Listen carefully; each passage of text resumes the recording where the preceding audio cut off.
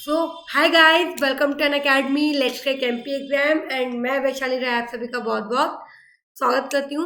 ये हमारे let's take MP exam की टीम है जो एमपीपीएससी व्यापम जैसे एग्जाम की तैयारी करवाती है। आगे बढ़ने से पहले अपने बारे में बताना चाहूंगी। मेरा नाम वैशाली राय है। मैंने बीबी एंड बीपेड किया है बीएसएस कॉलेज बरकतउल्ला यूनिवर्सिटी से। मेरे पास 5 ईयर प्लस एक्सपीरियंस है और मैंने क्लैट कैट एमपीपीएससी के स्टूडेंट को पढ़ाया है। सीएससी मेंस लिखा है मैंने 2016-17 में। वहीं मैंने एमपीपीएससी मेन भी दिया 17 और 18 में। और मैं जून 2020 से अन अकेडमी की एक एजुकेटर हूँ। अन अकेडमी इंडिया का सबसे बड़ा ई लर्निंग प्लेटफॉर्म है जो आपको 30+ कोर्सेज प्रोवाइड करवाता है। तो आप किसी भी एग्जाम की तैयारी क्यों ना करें, ये आपको डे लाइव इंटरेक्टिव क्लासेस देता है। यहाँ आप टीचर के साथ चैट कर सकते हो, डिस्कस कर सकते हो और अपने सभी डाउट्स को पूछ सकते हो।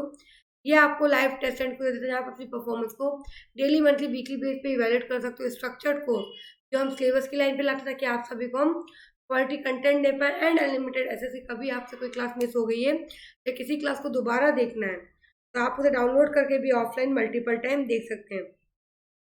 तो ये आपको केवल मेरी ही क्लास नहीं बल्कि अगर आप सब्सक्रिप्शन लेते हैं मेरे कोड से भी तो गाइस आप केवल मेरी ही क्लास नहीं बल्कि कोई भी एजुकेटर की क्लास है अनअकैडमी पे देख सकते हैं, वो भी अनलिमिटेड टाइम 24/7 कभी भी कहीं भी कितनी भी बार। तो ये सबसे बड़ा प्रिविलेज है जो आपको मिलता है। साथ ही अनअकैडमी आप सभी के लिए bimonthly current affair magazine भी लाए जिसका नाम हमारा वर्चस्व है, जो कि आपको मंथ में 2 बार मिलती है, Hindi and English medium both, ताकि आप सब अपने करंट अफेयर्स की प्रिपरेशन भी अनअकैडमी के साथ कर सकें। अनअकैडमी ज्वाइन करने के लिए अनअकैडमी ई लर्निंग ऐप को आपको डाउनलोड करना होता है अपने फ़ोन पे और एक छोटा सब्सक्रिप्शन लेना होता है। हम छोटा सा इसलिए बोल रहे क्योंकि हमारा जो अमाउंट है वो मार्केट प्राइस से काफ़ी कम है। एक साल की जो कीमत है मात्र 8,800 रुपये है, जो कि एमपीपीएससी जैसे एग्जाम की तैयारी के लिए, जिसके लिए आपको मार्केट में 60 से 17,000 रुपये पे करने पड़ते हैं। वहीं मैं 24 महीने की बात करूँ तो उसकी कीमत केवल 12,800 रुपये, जिसके लिए आपको मार्केट में 1 से 1.5 लाख रुपये पे करना पड़ता है। लेकिन वहाँ पर भी आप अगर मेरा कोड लगाते हो जो कि वैशाली VAISH तो आपको 10% का डिस्काउंट मिलता है। एंड एक साल का आपको पड़ता है मात्र 7,920 का, वहीं 2 साल का पड़ता है आपको 11,520 का। ठीक है, तो ये हमारा प्राइस है। और आपको या केवल इसके लिए आपकी नीड होती है आपका एक स्मार्टफोन, आपके उसके द्वारा आप किसी भी कोई भी एग्जाम की तैयारी आसानी से कर सकते हैं। ठीक है,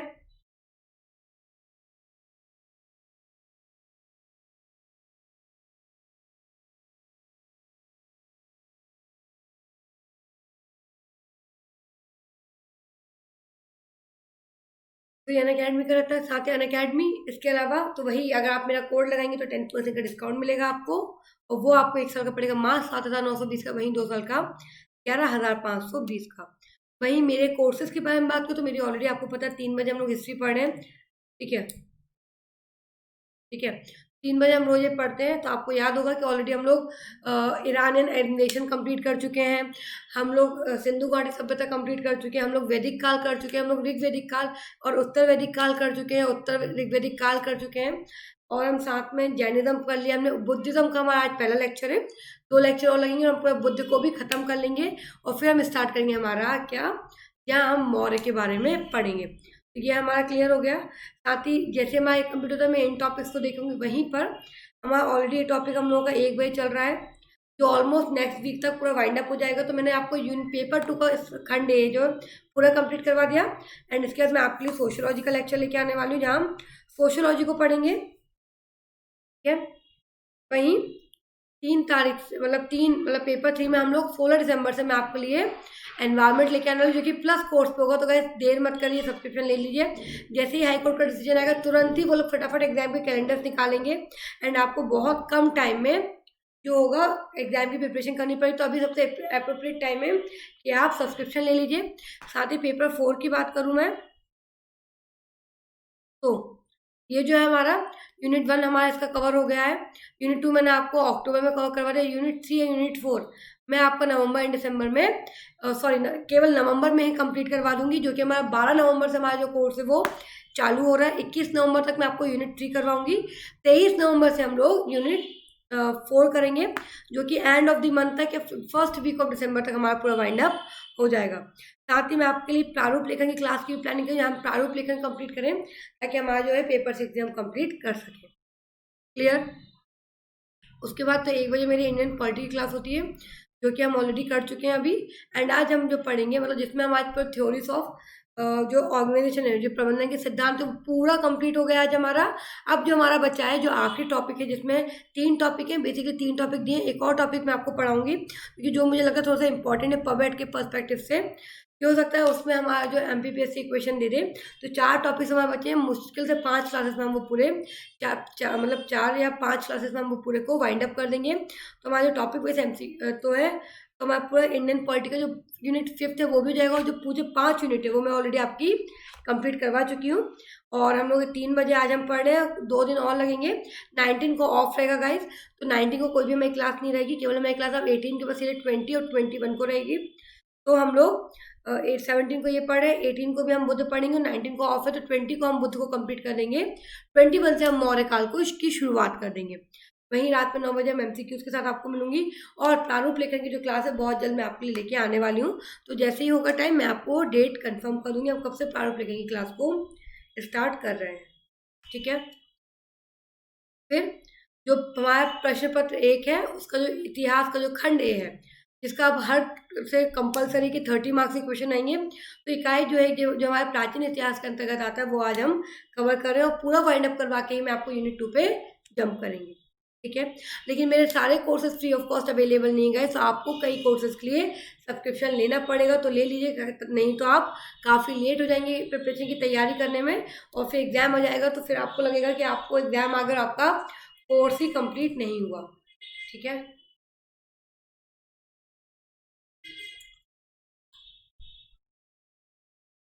यहाँ तक क्लियर हुआ?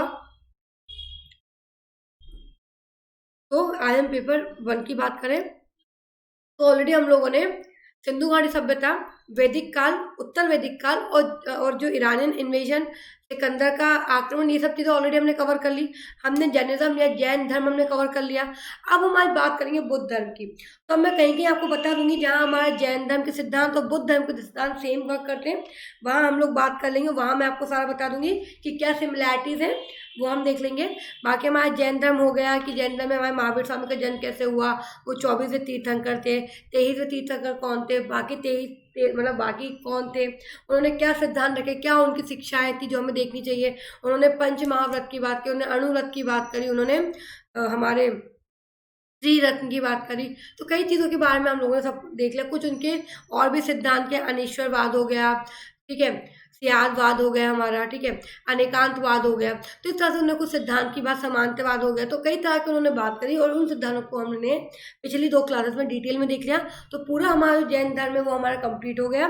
तो जैन धर्म के जितने भी हमारे हैं, जो भी अभी तक मेंस में क्वेश्चन आए, आप देख लीजिएगा, आपके ऑलमोस्ट क्वेश्चन जो होंगे वो मेरे PDF है, मेरी क्लास से आपके कवर हो जाएंगे। फिर भारत संस्कृति को क्या देने हमारे जैन धर्म की, वो भी हमने देख लिया था। तो ऑलमोस्ट हमारे टॉपिक है सब कुछ कवर हो जाते हैं। आज हम बात करेंगे बुद्ध की, तो आज से हम बुद्ध की बात करेंगे। तो एक तरह से माना जाता है जो जैन और बुद्ध हैं वो एक दूसरे के समकालीन थे, ठीक है, एक दूसरे से समकालीन थे। तो जैसे जैसे जैनों में आपको याद होगा कि हमने बात करी थी, किसी ने माना है कि इनका जन्म 599 AD में हुआ था, सॉरी BC में, ईस्वी पूर्व में हुआ था। वहीं किसी का मानना है वो 568 ईसा पूर्व में हुआ था। तो अलग अलग लोगों के अलग अलग मत देखने को मिलता है हमें जैनिज्म में महावीर स्वामी को लेके। उसी तरह हमारा जो बुद्ध धर्म है उसमें भी अलग अलग तर्क लोगों के देखने को मिलते हैं। किसी का कहना है कि उनका जन्म जो था वो हुआ था कुछ अलग समय काल में, किसी का कुछ अलग कहना है, लेकिन जो एक पे हमारी सभी की सहमति बैठी होती 564 ईस्वी पूर्व में हमारी जो होता है बुद्ध, जो हमारे गौतम बुद्ध है, उनका जन्म हुआ था, और वही सर्व सहमति के साथ उसे ही मान्य माना गया है। तो जैसे उसमें मैंने कहा था कि 2 डेट्स आती हैं, तो आपको दोनों कंसिडर करके दोनों में कोई भी आती है आपको वो सही ही मानना है। उसी प्रकार से बुद्ध में केवल एक ही डेट है जो सबकी सहमति से उन्होंने डिफाइन करी, और उसी डेट को हमें फाइनली सही मानना है। तो बुद्ध धर्म में हम किसी जो पर्टिकुलर डेट होगी उसे ही हम फाइनल मानेंगे। क्लियर हुआ यहाँ तक? यहाँ तक क्लियर हुआ? ये बात करते हैं हम जैन धर्म की, सॉरी बुद्ध धर्म की। तो जैन की ऑलरेडी हमने कहा कर ली, बुद्ध की बात करें तो महात्मा बुद्ध, तो जो महात्मा बुद्ध है वो बौद्ध धर्म के जो कि संस्थापक माने गए। लेकिन आपको पता होगा कि जो बौद्ध धर्म है हमारे देश में इतना नहीं उपजा, हमारे देश में इतना नहीं रहा, लेकिन वो हमारे भारत के बाहर बहुत ज़्यादा फैला, ठीक है। इवन जो हमारे अशोका थे उन्होंने अपनी बेटे और बेटी को भी श्रीलंका और इन सब एरिया में भेजा था ताकि वो लोग बौद्ध धर्म का वहाँ प्रचार प्रसार कर सके। वहीं जो चंद्रगुप्त मौर्य थे हमारे, वो किससे प्रभावित थे? वो हमारे जैन धर्म से प्रभावित थे। तो चंद्रगुप्त मौर्य की बात करें तो वो हमारे जैन धर्म से प्रभावित थे, लेकिन वहीं हम अशोक की बात करें तो वो हमारे बौद्ध धर्म से बहुत ज़्यादा प्रभावित थे, जो हम आगे जाके मौर्य काल में देखेंगे, ठीक है। तो वहीं तो बहुत लोगों ने इनका प्रचार प्रसार करा। और जैसे कि जब मैंने बात की, जब हम महावीर स्वामी की बात करते हैं तो उनके चेहरे पे एक तेज था, सेम एज जो हमारे बुद्ध धर्म के जो हमारे महात्मा बुद्ध थे, ठीक है, जो महात्मा बुद्ध थे उनके चेहरे पे बहुत तेज दिखाई देता है। तो लोग उनकी जो वाणी थे उससे बहुत ज़्यादा प्रभावित हो जाया करे। तो उनसे प्रभावित होने के बाद लोग उनके कहे हुए कदमों पे, उनके कहे हुए पथ पे चलने लगते थे, ठीक है। तो यहाँ तक क्लियर हुआ। जो बौद्ध धर्म है वो हमारे गौतम बुद्ध से शुरुआत होती है, ठीक है। वहीं जो बिंबिसार हुए हमारे, ठीक है, अजात शत्रु हुए, ये सब चीजें सब ये सब जैन धर्म के अनुयायी बने थे। क्लियर हुआ, ठीक है। तो अगर शुरुआत करने से, उनकी पूरी टीचिंग देखने से पहले हम महात्मा बुद्ध के बारे में बात कर लेते हैं। तो पहली चीज तो जो महात्मा बुद्ध है वो हमारे जो महावीर स्वामी उनके कंटेम्प्रेरी थे, मतलब उनके समकालीन थे। साथ ही जो महात्मा बुद्ध है उनका बचपन का नाम था सिद्धार्थ, तो अभी हम उन्हें सिद्धार्थ बोलेंगे, अभी वो महात्मा बुद्ध नहीं बने। इनका जो जन्म था वो लुम्बिनी में हुआ था, कपिल वस्तु के पास, 563 ईस्वी पूर्व में इनका जन्म होता है, ठीक है। लेकिन वही जैसे कि सेम हमारे जब महावीर स्वामी का जब जन्म हुआ था तो उनकी जो आकाशवाणी की गई थी कि या तो वो बहुत बड़े चक्रवर्ती सम्राट बनेंगे या बहुत बड़े साधु, ठीक है, मंक बनेंगे। सेम भविष्यवाणी हमारे महात्मा बुद्ध के लिए भी की गई थी कि जब इनका जन्म हुआ था तो या तो ये बहुत बड़े क्या बनेंगे, सम्राट बनेंगे, बहुत बड़े साधु बनेंगे या मंक बनेंगे। तो ये चीज़ थी। तो अब ये चीज़ थी, ये एक तो इकलौते बेटे थे अपने पिता के, तो इकलौते, तो उन्हें एक डर था कि ऐसा ना हो कि बहुत बड़े सन्यासी बन जाए। तो इन्होंने भी कुछ तरीका अपनाया, ठीक है। तो इनके जो पिता थे उनका नाम था शुद्धोधन, जो कि शाक्य गणतंत्र के कपिल वस्तु के उनके कौन थे, प्रधान थे, ये प्रधान थे। तो इन्होंने कुछ नियम कानून बनाया जब इनका जन्म हुआ, ठीक है। कि नियम कानून क्या बनाए थे कि कभी भी अगर शहर में जाएंगे और कभी भी सैर सपाटे के लिए बाहर निकलेंगे तो कोई भी दुख उन्हें दिखाई नहीं देगा, ठीक है। दुख मतलब वहाँ जो बूढ़े बुजुर्ग होंगे, कोई बीमार ग्रहित कोई व्यक्ति होगा, वो सब कोई अपने घर के अंदर चले जाएंगे।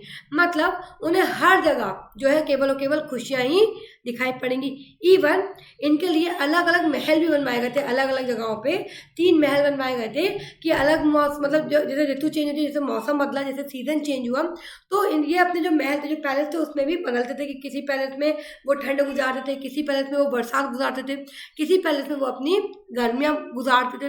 इस तरह से अलग अलग मौसम में वो अलग अलग जगहों पे। लेकिन हर सबके लिए स्ट्रिक्ट था कि कोई भी व्यक्ति जो होगा, गौतम जो सिद्धार्थ था, उनके सामने दुख लेके नहीं सामने आएगा।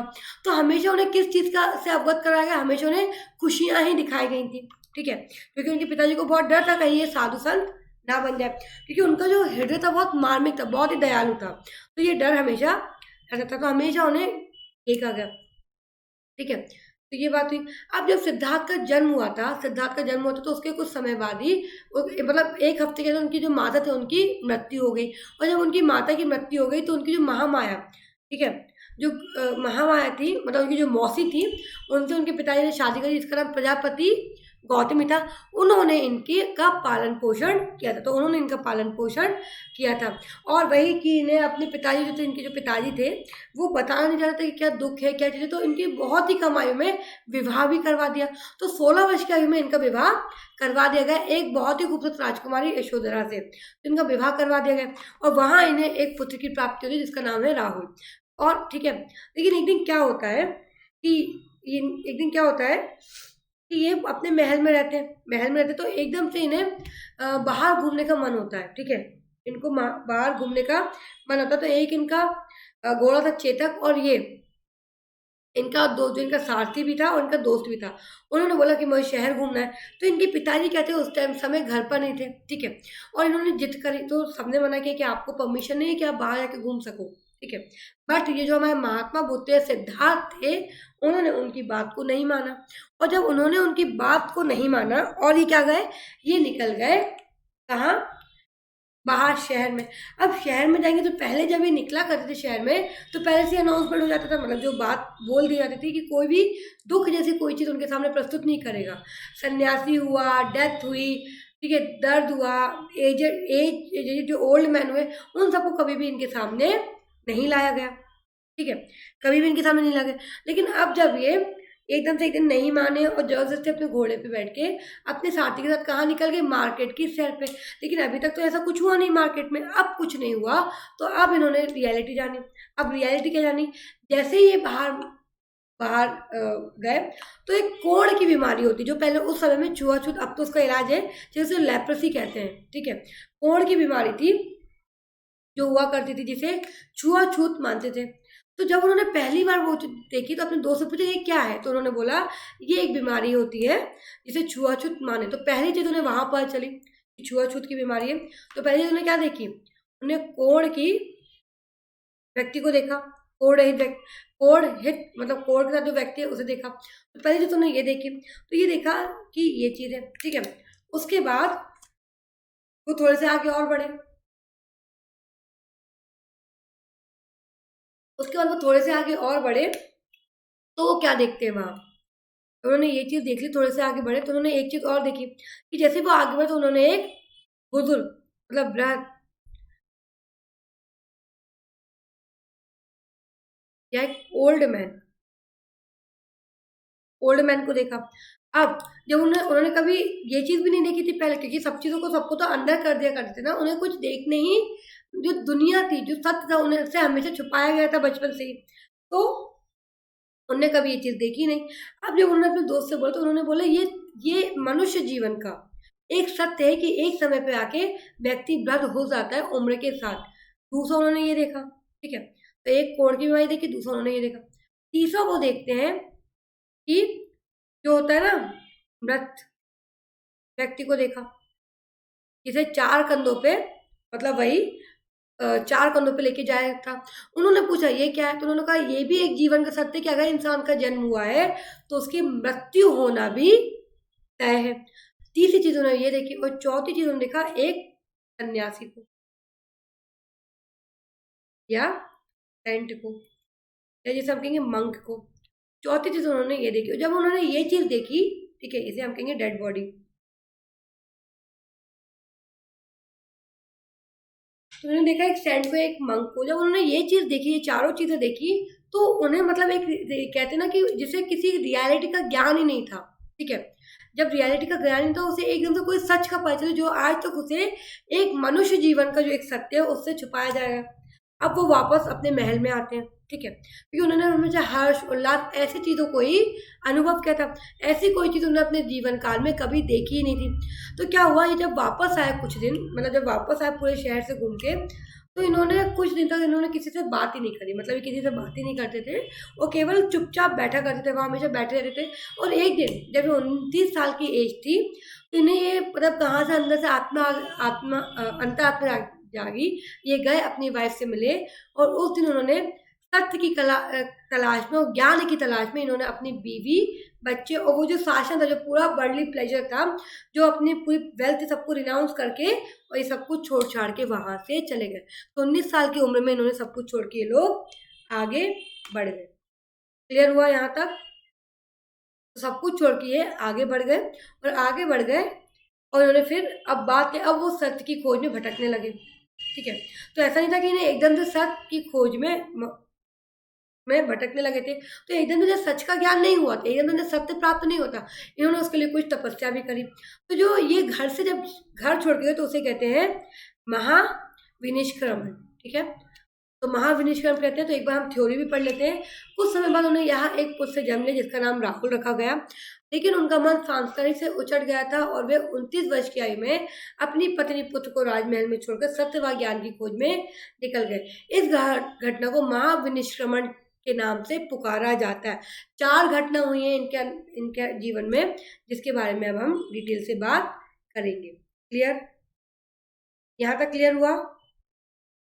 आई होप यहाँ तक किसी को कोई डाउट नहीं होगा।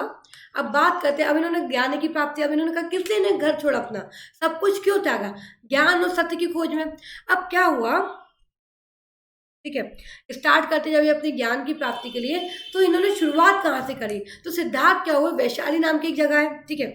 वहां एक ब्राह्मण का जो घर था, एक ब्राह्मण थे वहां, एक ब्राह्मण विद्वान व्यक्ति का ब्राह्मण, उसका नाम था अलारा कलाम, जो इनके पहले क्या बने, गुरु बने। इन्होंने वहां उनसे साधना करने की, तपस्या करने की शिक्षा ली। लेकिन वहां से ये इनके साथ कुछ समय, कुछ वर्ष तक रहे। लेकिन उसके बाद भी क्या हुआ, इन्हें उनसे मतलब जो कहते हैं ना, एक संतुष्टि प्राप्त नहीं हुई। तो ये फिर क्या हुआ, ये आगे गए, फिर ये राजगृह पहुंचे। राजगृह में एक विद्वान आना जिसका नाम था रुद्र रामपुत था। तो रामपुत के यहाँ इन्होंने ज्ञान प्राप्त करने के लिए कुछ मतलब उनके पास पहुंचे। लेकिन इतने प्रयास करने के बाद भी इनकी जो जिज्ञासा थी वो शांत नहीं हो पाई। मतलब जो ज्ञान की प्राप्ति करनी थी वो कुछ वर्ष, मतलब 5-6 वर्ष ऐसे, पाँच नहीं, अप्रोक्स से 6 वर्ष ऐसे ही भटकते रहे। इसके मतलब वैशाली से अलारा कलाम के पास गए, फिर रामपुत्र के पास गए, तो अलग अलग व्यक्ति के पास ही गए। और उसके मतलब दोनों के पास गए। इन्हें तो इनका पहला गुरु कौन हुआ, जो हमने पढ़ते, तो पहला गुरु कौन हुआ, गौतम बुद्ध का या सिद्धार्थ का? वो हुए अलारा कलाम, ठीक है। फिर ये रामपुत्र के पास गए। लेकिन उसके बाद भी जो इनकी जिज्ञासा थी चीजों को, जीवन को लेके, सत्य को लेके, ज्ञान को लेके, अभी भी उनकी जो जिज्ञासा थी वो शांत नहीं हो पाई। अब जब इनकी जिज्ञासा थी वो शांत नहीं हो पाई, तो ये फिर आगे जाते हैं, ठीक है। उसके बाद क्या करते हैं, अब इन्हें हर जगह कोशिश कर ली, बिल्कुल कोशिश कर ली, दो दो गुरुओं के सामने रह के कोशिश कर ली, जिज्ञासा शांत थी। तो अब ये जाते हैं कहाँ, कि अब इन्होंने बोला कि अब मैं कठिन तपस्या करूंगा, ठीक है। अब कठिन तपस्या करने के लिए ये एक जंगल में चले गए, जो कि ठीक है, उरुवेल के जंगल में ये कठोर तपस्या के लिए चले गए। लेकिन उसके बाद भी कठोर तपस्या करने के बाद भी इन्हें शांति का अनुभव नहीं हुआ। मतलब जो एक मन को शांति मिलती है इतनी तपस्या करने के बाद, 5-6 साल, मतलब 6 साल ऑलमोस्ट अलग अलग गुरुओं के अंदर काम करने के बाद भी इन्हें शांति, जो इनके मन में जो एक जिज्ञासा थी उसको अभी भी शांति नहीं मिली। जंगल में भी चले गए, वहां पर भी इन्हें वो शांति नहीं मिली। तो कौन से जंगल में गए थे, उरुवेल के जंगल में गए थे। तो याद रखिए किस जंगल में गए थे, उरुवेल के जंगल में, ठीक है। तो वैशाली के ब्राह्मण अलारा कलाम और राजगृह के विद्वान रुद्र रामपुत, ठीक है। तो दोनों नाम याद रखिएगा। और तीसरा क्या हुआ, फिर कहाँ गए, कठोर तपस्या के लिए उरुवेल के जंगल में गए, ठीक है। उसके बाद भी इनके हृदय में जो जिज्ञासा थी वो अभी भी शांत नहीं हुई। और आपको सोचिए, जब उनकी जिज्ञासा शांत नहीं हुई तो वो क्या करेंगे अब जब उनकी जिज्ञासा शांत नहीं, उन्हें उस चीज की से शांति ही नहीं मिली। अब उन्होंने मतलब, अब ऑब्वियस ही बात है कि व्यक्ति जब इतनी कोशिश करेगा उसे शांति नहीं मिलेगी, क्या होगा, वो मतलब बिल्कुल से अंदर से क्या किया जाए। तो फिर वो क्या हुआ, फाइनली एक पीपल के पेड़ के नीचे बैठ गए। कहाँ, किसमें, एक तपस्या, एक मेडिटेशन, ठीक है, एक मेडिटेशन की ध्यान की अवस्था में ये कहाँ गए, एक पीपल के पेड़ के नीचे बैठ गए। और जब ये पीपल के पेड़ के नीचे बैठ गए और फिर 7 दिनों बाद इन्होंने बिना रुके लगातार समाधि की अवस्था में भी बैठे रहे, और 7 दिनों बाद इन्हें निर्वाण प्राप्त होता है। क्लियर हुआ। जो निर्वाण प्राप्त होता है, तो इन्हें 7 दिनों के बाद इन्हें निर्वाण की प्राप्त होता है। और उस दिन होता है वैशाख की पूर्णिमा का। और इस दिन से जब उन्हें निर्वाण प्राप्त हुआ, तो ये कहलाया उस दिन से बुद्ध। और इस दिन से ये गौतम बुद्ध, गौतम क्या है, इनकी जो मौसी थी उनका नाम क्या था, प्रजापति गौतम ही। तो वहां से ये बुद्ध कहलाया, और फिर गौतम बुद्ध के नाम से ये जाने जाने लगे। आई होप क्लियर होगा अब आपको, ठीक है। जो ज्ञान की प्राप्ति, जो 12 साल की कठोर तपस्या करी थी किसने, हमारे महावीर स्वामी ने, वहीं इन्होंने 7 दिन की तपस्या में समाधि की अवस्था में बैठ के लगातार 7 दिन बैठे, और उसके बाद इन्हें निर्वाणा प्राप्त हो गया। और ये यहाँ से कहलाए हमारे बुद्ध, ठीक है। यहाँ तक क्लियर हुआ। आई होप यहाँ तक किसी को कोई डाउट नहीं हुआ। यहाँ उस दिन कौन सा दिन था, वैशाख की पूर्णिमा की रात थी। और आज को याद होगा आपको, वैशाख की पूर्णिमा को आज भी हम बुद्ध पूर्णिमा के नाम से जानते हैं, ठीक है। क्लियर हुआ। अब इन्हें पूरा ज्ञान प्राप्त हो गया। अब ये चालू करते हैं अपने धर्म का। अब ये बुद्ध अपनी जो होती है, बुद्ध जो होते हैं वो धर्म का प्रचार करते हैं, ठीक है, धर्म का प्रचार करते हैं। तो इसमें भी एक चीज, एक कहानी है। क्या हुआ, जब इन्होंने पूरा ज्ञान प्राप्त कर लिया, ठीक है, और ये सारनाथ पहुंचे, ठीक है। अब ये सारनाथ पहुंचे, और इन्होंने सारनाथ पहुंचने के बाद इन्होंने 5 ब्राह्मण को अपना ज्ञान दिया, और अपने ज्ञान से अवगत करवाया। Guys, 1 minute.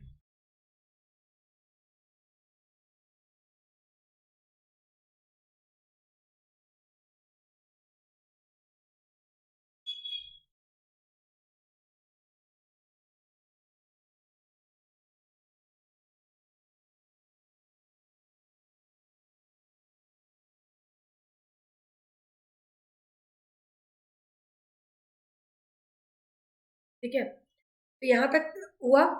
क्या हुआ कि धर्म का प्रचार करने निकले तो 5 ब्राह्मण को बैठ के अपना ज्ञान देते। लेकिन उसी समय क्या हुआ कि एक सुजाता नाम की जो स्त्री थी वो यहाँ से वहां से गुजर रही थी, और वो हीर नहीं बोली, शीर बोल रही हूँ। सुजाता नाम की जो एक लेडी थी वो गुजर रही थी और वो शीर लेके जा रही थी। ठीक है, शीर लेके जा रही थी और इन्होंने क्या किया, उससे शीर लेके खा लिया।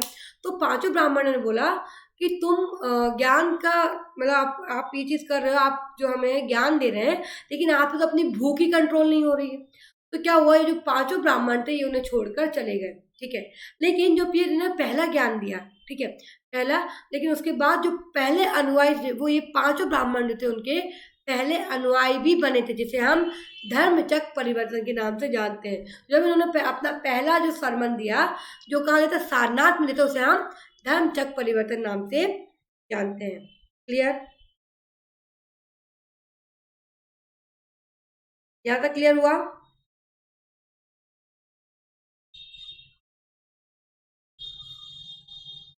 यहाँ तक क्लियर है?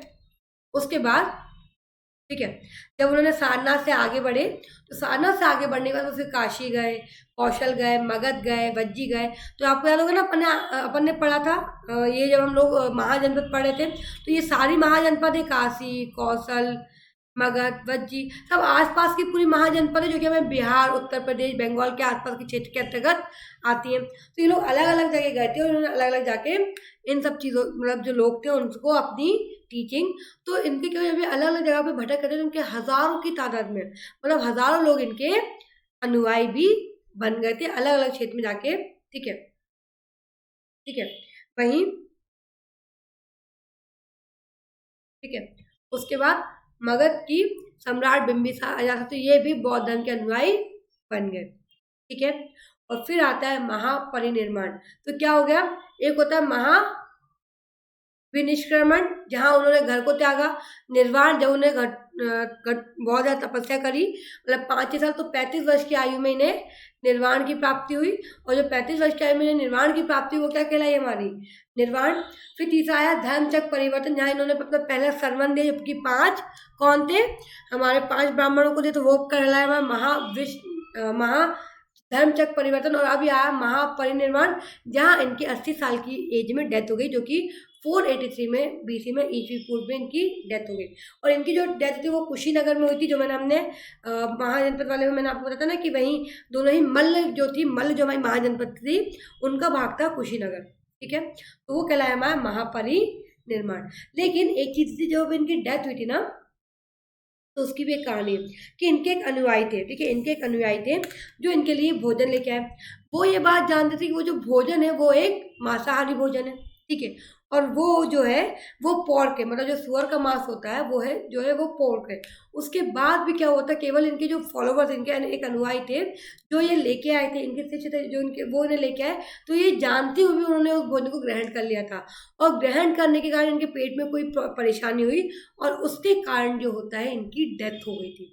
इसलिए उस घटना को हम महापरिनिर्वाण के नाम से जानते हैं। तो ये घटना हमारे यहाँ घटी थी। ठीक है, लेकिन एक कहानी इसकी और है। आपको पता होगा कि जो बौद्ध भिक्षु होते हैं, ये तो इनके 4 चक्र हो गए। कौन कौन से हो गए, महाविनिष्क्रमण,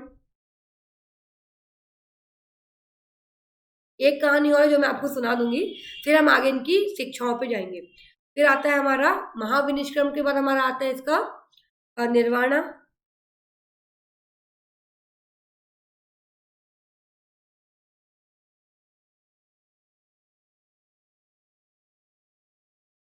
धर्मचक्र परिवर्तन, और चौथा आता है महापरिनिर्माण।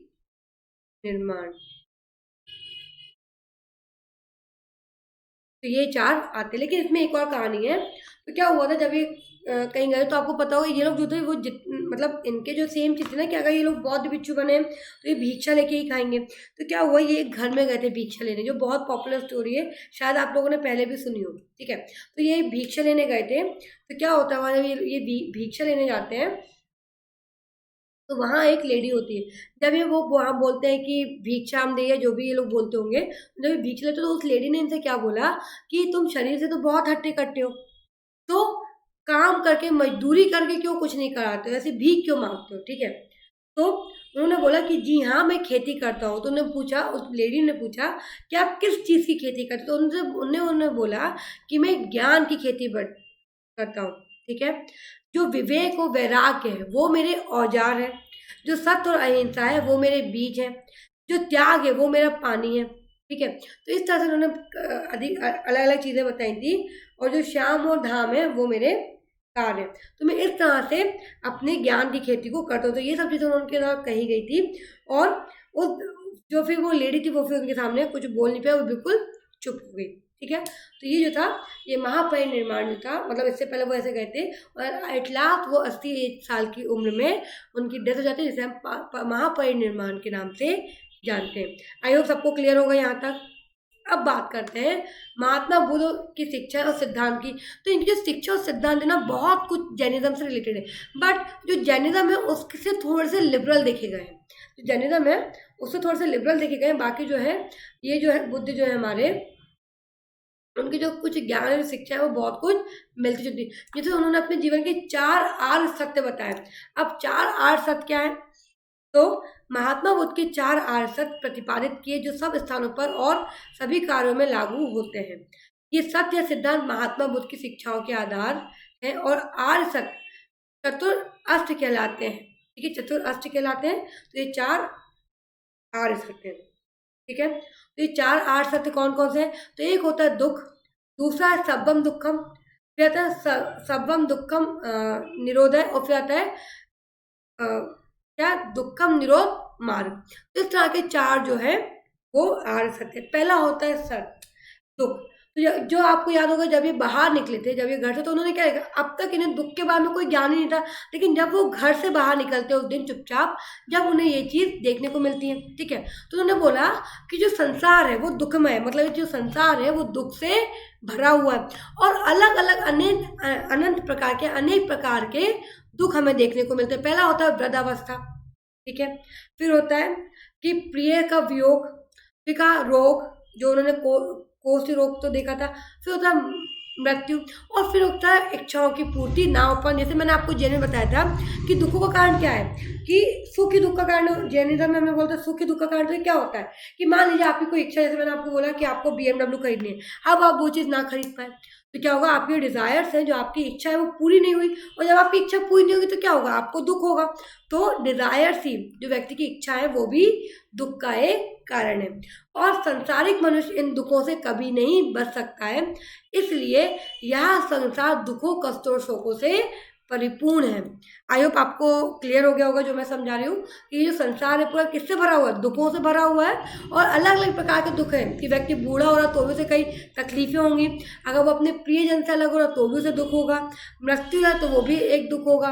वहीं अगर आपकी इच्छाएं पूरी नहीं हो रही तो वो भी एक बहुत बड़ा दुख के रूप में काम करता है। इसलिए संसार किससे भरा हुआ है, दुख से, कष्टों से और शोकों से परिपूर्ण है। क्लियर, यहाँ तक क्लियर हुआ। उसके बाद दुखम समुदाय। तो क्या होता है, दूसरा आर्य सत्य है कि दुखों और कष्टों का कारण है, ठीक है, सभी दुखों की जननी तृष्णा है। जो चीज हमारी किसने कही थी, महात्मा स्वामी ने भी कही थी कि तृष्णा ही, मतलब ग्रीड, लालच ही हर दुख का कारण है। तो जो दुख है समुदाय, या दुख समुदाय जो है, उसमें ये कहा गया कि जो दुखों की जो जननी वो है तृष्णा, जो लालच होता है व्यक्ति का। कि जैसे कि क्या होता है कि मान लीजिए आपने BMW खरीद ली, तो आपका मन होगा कि एक SUV भी हमारे पास होनी चाहिए BMW की। अब वो आप नहीं खरीद पाए, आपको दुख हो गया। अब जैसे कि नया iPhone 12 आया है, तो अभी आपने देखा होगा कि जो हमारे सोशल मीडिया है उस पर बहुत ज़्यादा चल रहा है।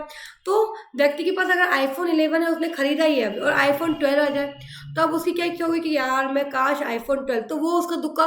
तो एक लालच जो है, तृष्णा जो है, वो एक दुख का कारण है, ठीक है।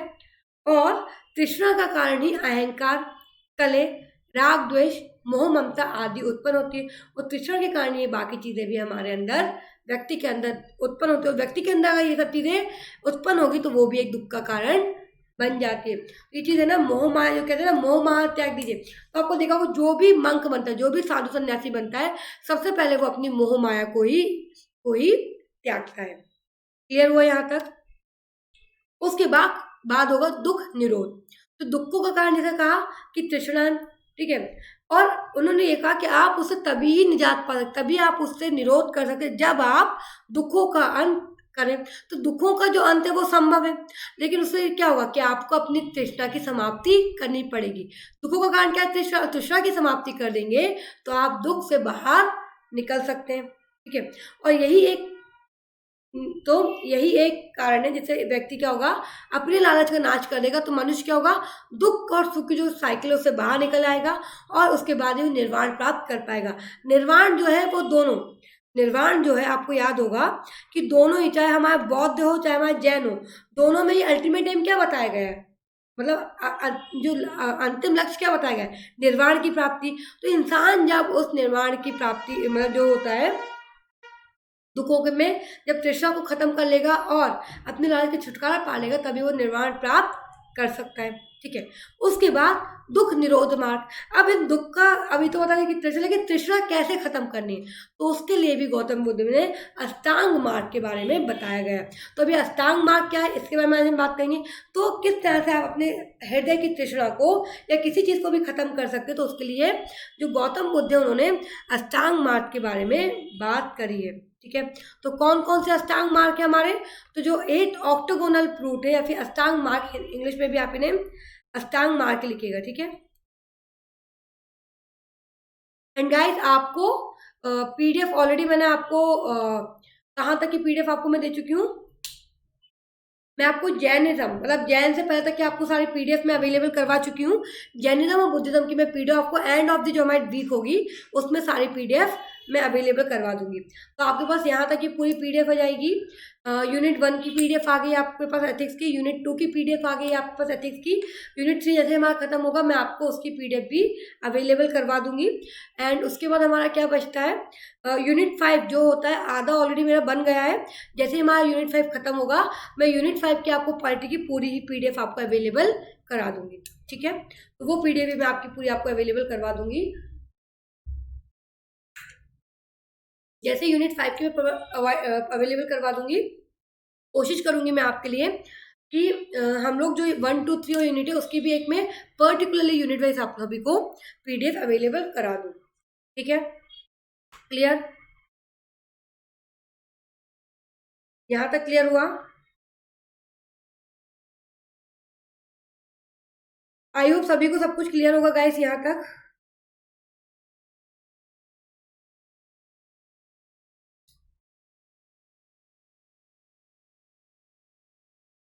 ठीक है, अब हम बात करते हैं अष्टांग मार्ग की।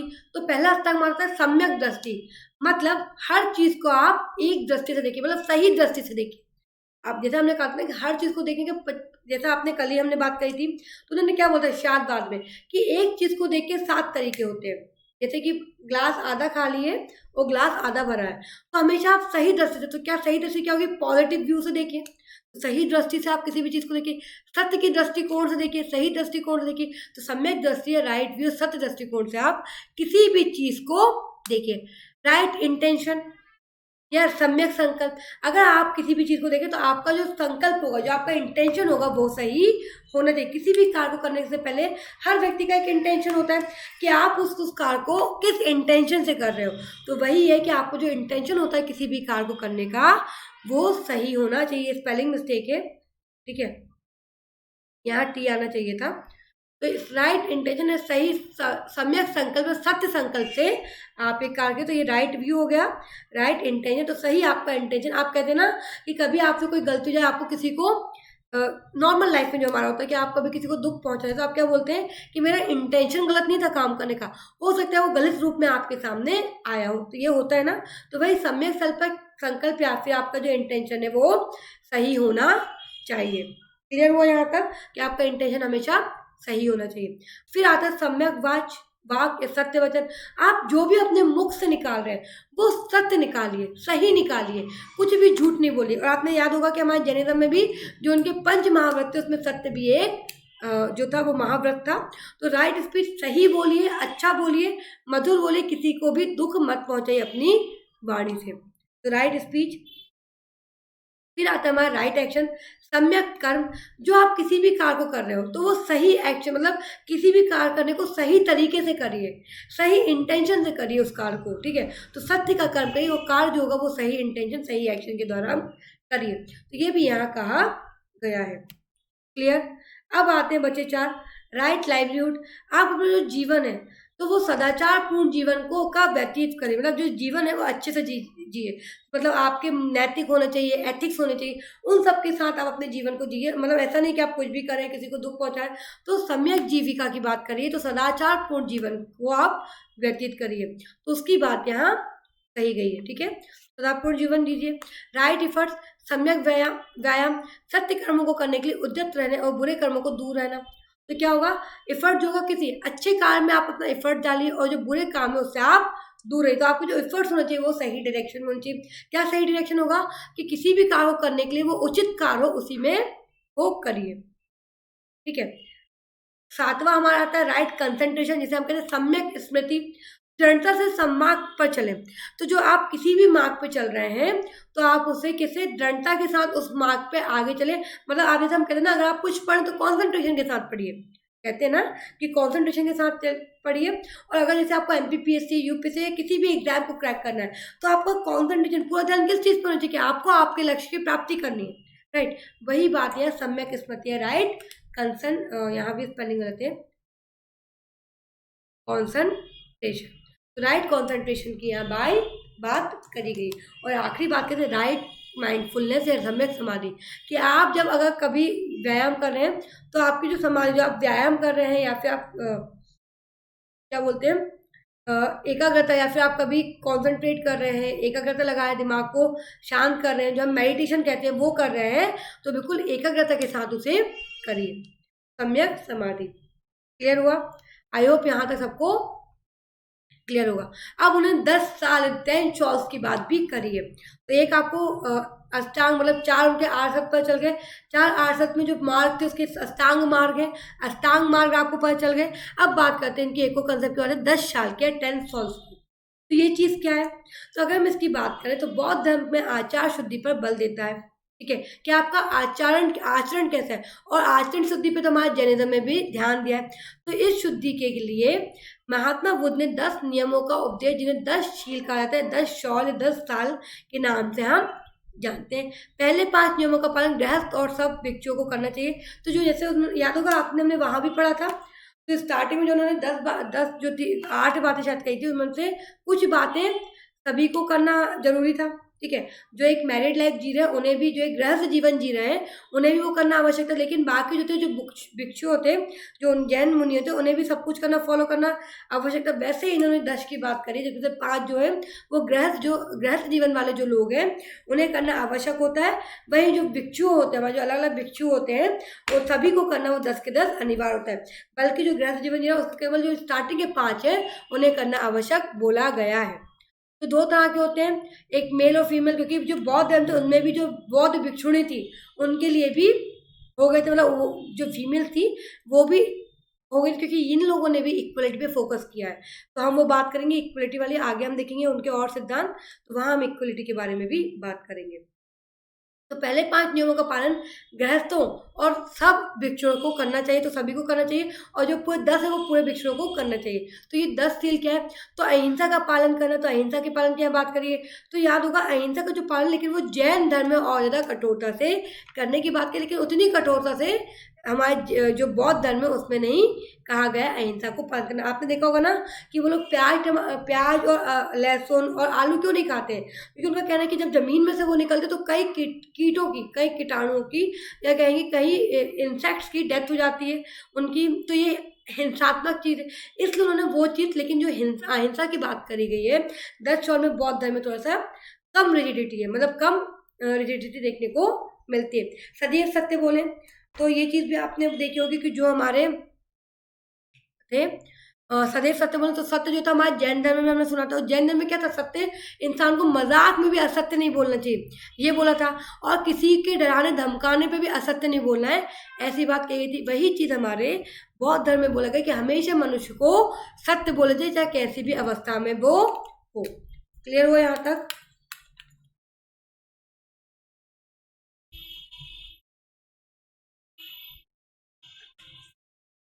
उसके बाद बात करते हैं अस्तेय की, चोरी ना करना। तो चोरी ना करने से इनका क्या तात्पर्य, केवल सामान की चोरी, जैसा हमने जैनिज्म में पढ़ा था, चोरी का मतलब किसी के जो स्वामी हो किसी भी वस्तु का, उसकी अनुमति बिना आपको कोई चीज उससे लेनी नहीं है, जब तक उसकी अनुमति ना हो। ठीक है, मतलब चोरी का मतलब केवल सामान चुराना नहीं होता। वहीं इन्होंने कहा था किसी के विचारों की भी आपको चोरी नहीं करनी, यहाँ तक इन्होंने चोरी की बात करी, किसी के विचारों की भी आपको चोरी नहीं करनी है।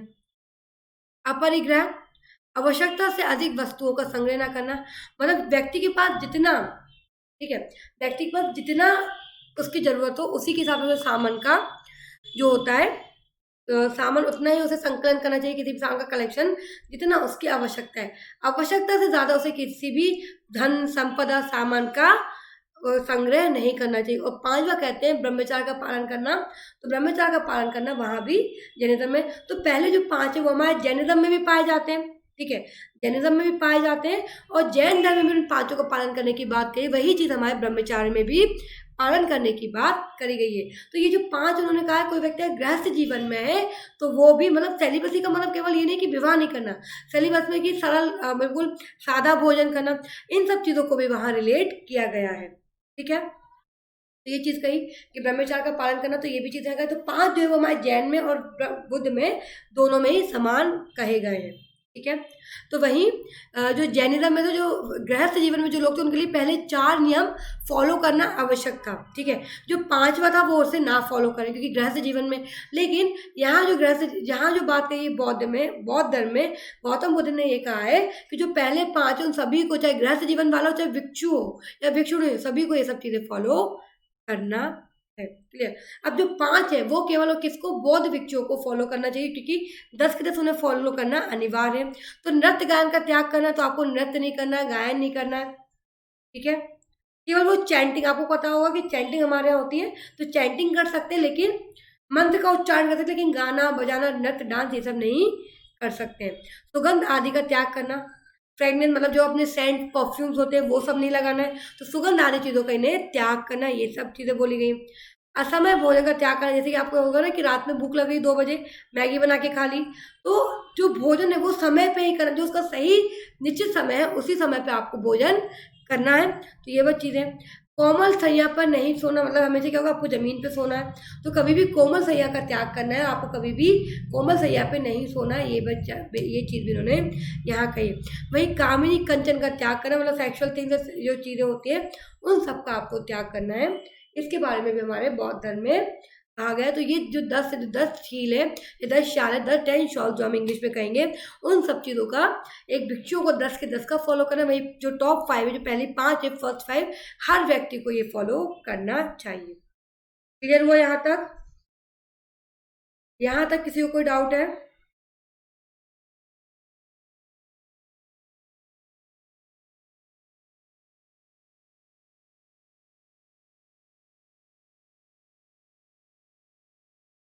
यहाँ तक क्लियर होगा?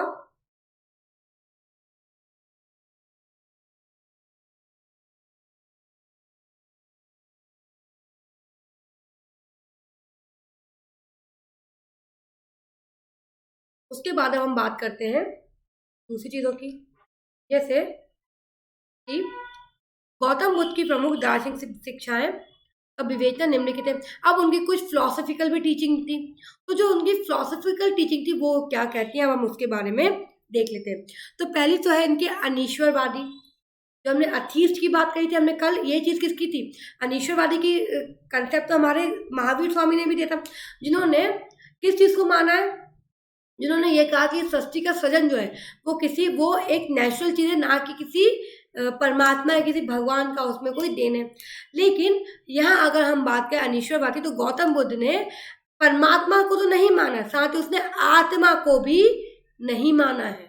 उन्होंने आत्मा को भी नहीं माना कि आत्मा जैसे जैसे उन्होंने पुनर्जन्म पर विश्वास किया था, यहाँ इन्होंने पुनर्जन्म पर विश्वास किया, लेकिन उन्होंने क्या कहा था कि व्यक्ति की जो आत्मा होती है, एक से मतलब जन्म के साथ, रीबर्थ के साथ, वो आत्मा जब तक आपके कर्म पूरे नहीं हो जाते, जब तक अपने कर्म का पूरा फल नहीं भोगते, तब तक जो आत्मा होती है वो आती है और उसके बाद वो फिर एक बार जब आप सब पार करते हो उसे फिर मोक्ष की प्राप्ति हो जाती है। लेकिन यहाँ जो है हमारे गौतम बुद्ध ने अनीश्वरवाद मतलब ईश्वर पे तो उन्होंने सत्ता पे विश्वास ही नहीं किया, लेकिन उन्होंने आत्मा पर भी विश्वास नहीं किया। उन्होंने कहा कि आत्मा जैसी भी कोई चीज होती। और रही बात पुनर्जन्म की, तो व्यक्ति अपने जो कर्म होता है, कर्म का फल भोगने के लिए केवल बार बार जन्म लेता है। तो ये बात कही गई थी इनके द्वारा, ठीक है। तो महात्मा बुद्ध का ईश्वर की सत्ता में विश्वास नहीं था। जब कभी उनसे आत्मा परमात्मा के प्रश्न पूछे जाते थे तो वो सदा मौन हो जाते थे, क्योंकि ये प्रश्न को वो टाल देते थे, क्योंकि वो उन प्रश्न क्वेश्चन को अवॉइड करते थे। उनका यह कहना था कि संसार का चक्र प्राकृतिक नियमों के अनुसार चलता है। तो जैसे कि उन्होंने नेचुरल कहा था ना कि जो सब चीजें जो प्राकृतिक बनी, ये नेचर है और नेचर अपने आप ही बना है। तो यही बोला कि जो उन्होंने भी यही बोला, गौतम बुद्ध ने भी, कि जो ये चीजें ये सब नेचुरल है और ये जो प्राकृतिक के नियम है, जो नेचुरल रूल्स है, उन्हीं के अकॉर्डिंग जो पूरी वर्ल्ड की साइकिल है, विश्व की साइकिल है, वो उसी के अकॉर्डिंग चलती है। साथ ही कर्मवादी होने के कारण गौतम बुद्ध ईश्वर संबंधी विवादों में नहीं पड़े, क्योंकि वो कर्म में विश्वास करते थे। इसलिए जो भगवान से रिलेटेड जो भी इनके ऊपर जो भी व्यक्ति उनसे प्रश्न पूछेंगे वो हमेशा मौन क्यों रहते, क्योंकि वो कर्म में विश्वास करते थे, ना कि ईश्वर पे, ठीक है। वेदों में अविश्वास, तो जैसे कि अब ईश्वर को नहीं माना तो बोलो फिर वेदों पे क्या मानेंगे। तो जिस तरह जैन धर्म में भी महावीर स्वामी ने वेदों पे को नहीं माना था, उसी तरह से जो हमारे गौतम बुद्ध है उन्होंने भी वेदों पे को नहीं माना, ठीक है। तो महात्मा बुद्ध वेदों उपनिषद आदि में विश्वास नहीं करते थे, ठीक है। उन सब में वो विश्वास, और उन्हें निरर्थक मतलब मीनिंगलेस है, वो बिल्कुल निरर्थक, उनका कोई अर्थ ही नहीं, जटिल है, कॉम्प्लेक्स है और अनुपयोगी मतलब अनयूजुअल है या यूजलेस है। ये चीज़ उन्होंने कह दी किसके बारे में, उपनिषद, हमारे वेद, इन सब के बारे में उन्होंने ऐसी बात करी थी। क्योंकि वो जो कर्म कांड होते हैं, अनुष्ठान होते हैं, यज्ञ में जो बलियां दी जाती है, उन सब का बिल्कुल विरोध कर, क्योंकि वही होगा ना कि उन्होंने अहिंसा को फॉलो किया। और जब बलि की बात होती है, जनरली क्या होता है, जनरली क्या होता है, जानवर की बलि दी जाती है, तो उन सबके अगेंस्ट में क्लियर, क्योंकि उनका कहना था कि कर्म का फल मनुष्य को भुगतना पड़ेगा, किसी भी उपाय से उन्हें टाला नहीं जा सकता। सेम चीज महावीर स्वामी ने कही थी कि इंसान कितनी भी कर्मकांड कर ले लेकिन अपने कर्मों के फल से नहीं बच सकता। सेम चीज हमारी गौतम बुद्ध ने भी कही कि फल जो होता है वो मनुष्य को भुगतना ही पड़ता है। वो किसी भी कर्मकांड के कारण या किसी भी मेजर के कारण, किसी भी उपाय के कारण अपने कर्मों के फल को नहीं टाल सकता है, ठीक है। साथ ही पुनर्जन्म में विश्वास था, तो वही चीज पुनर्जन्म में विश्वास हमारे जैनिज्म महावीर स्वामी भी करते, तो ये भी जो थे वो पुनर्जन्म में विश्वास किया करते थे।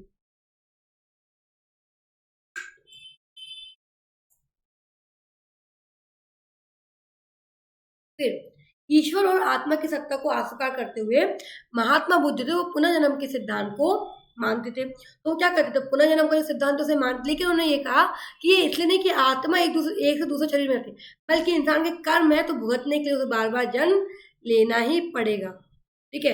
बल्कि तो उन्होंने ये बोला कि जो पुनर्जन्म होता है वो व्यक्ति के आत्मा के कारण नहीं होता, अपितु जो व्यक्ति का अहंकार हो, जिसके कारण उसने जो कर्म किए हैं उसका फल भोगने के कारण उसका बार बार पुनर्जन्म होता रहता है। क्लियर, यहाँ तक क्लियर हुआ।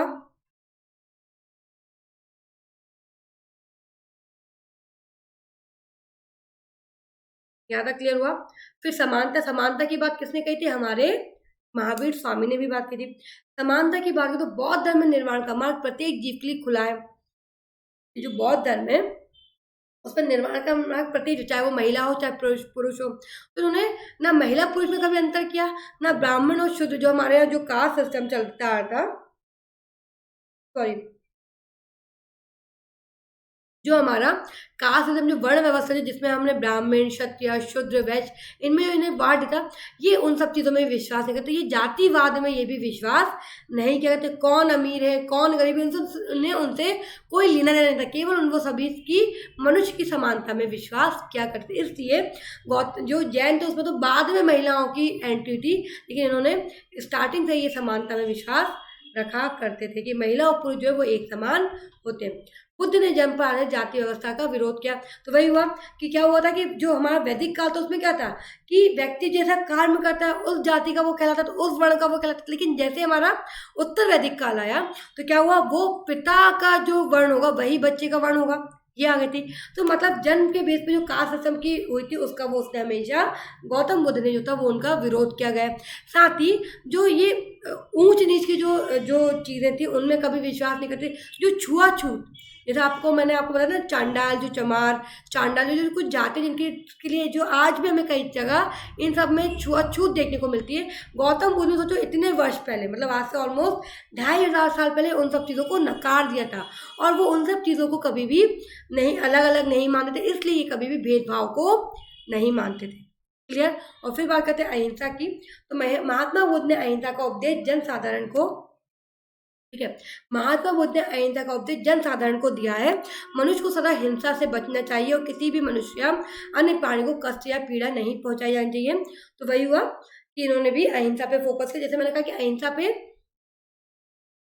सॉरी, जो फोकस था वो हमारा जैन धर्म का भी था, लेकिन इन्होंने केवल कहा, लेकिन जैन धर्म में जो अहिंसा पे जो विश्वास था वो इनसे बहुत ज़्यादा जटिल था, बहुत ज़्यादा कठोर था, ठीक है। लेकिन वहीं अहिंसा का जो बात थी वो हमारे गौतम बुद्ध ने भी कही है कि व्यक्ति को क्या करना चाहिए, मनुष्य को सदा अहिंसा से बचना चाहिए और हमेशा अहिंसा के मार्ग पे, तो केवल मनुष्य को नहीं बल्कि किसी पशु को भी अहिंसा नहीं पहुँचाना, हित नहीं, मतलब हिंसात्मक नहीं होना चाहिए, ठीक है।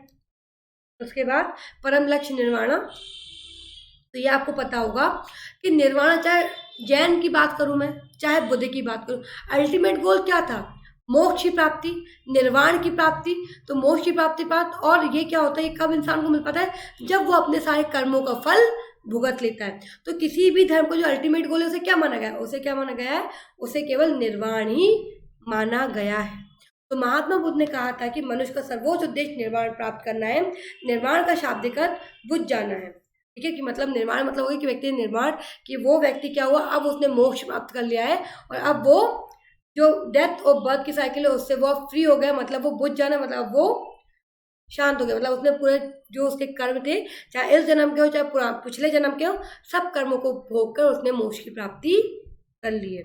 If human desires are extinguished he attain the status of nirvana, ठीक है।